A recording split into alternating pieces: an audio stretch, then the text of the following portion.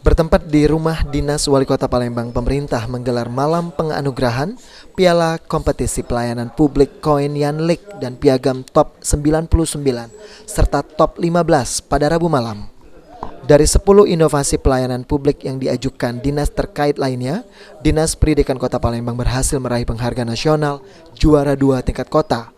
Inovasi pelayanan publik yakni berkas inovasi berkarya dengan keterbatasan tanpa batas, penuhi hak pendidikan anak disabilitas. Wali Kota Palembang Harnojoyo meminta kepada inovator di Kota Palembang, khususnya instansi dalam pelayanan, harus memiliki target satu instansi satu target. Pemerintah akan terus mendukung kebijakan tersebut dan berharap bisa meraih penghargaan di tingkat kota maupun nasional. Ya, tadi ada 10 ya, di tingkat instansi yang sedang kita anukan melalui itu penilaian dan juri. Ini kita harapkan ke depan akan masuk ke tingkat nasional. Terkait imbauan Bapak kepada setiap UPD yang ada terkait inovasi tadi yang dibicarakan oleh Bu Diah Natalia Satri seperti apa? Oh ya, ini kan selalu tadi terbukti sudah ada 80 bal ya, tapi yang masuk nominasi 10 ya, nominalis. Mudah-mudahan karena kita tahu betapa penting inovasi. Justru apa yang kita nikmati hari ini adalah berkah inovasi.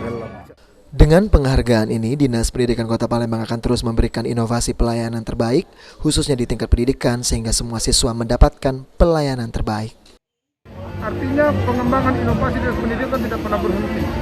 Dan ini walaupun kita menduduki nomor 2 di Kota Palembang, namun ini juga masih bisa untuk kita lakukan di tingkat provinsi dan nasional. Kemungkinan kita bisa menduduki peringkat yang sama seperti tahun sebelumnya.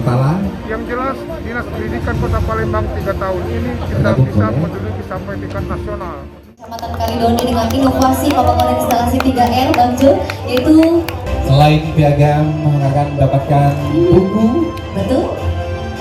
Juga tentunya Bapak, luar biasa dan sekali. selanjutnya akan diserahkan juga Narapidana anak di LPKA kelas 1 Palembang oleh Dinas Pendidikan Kota Palembang. Baik, terima kasih. Apidin Riwan, Topal TV.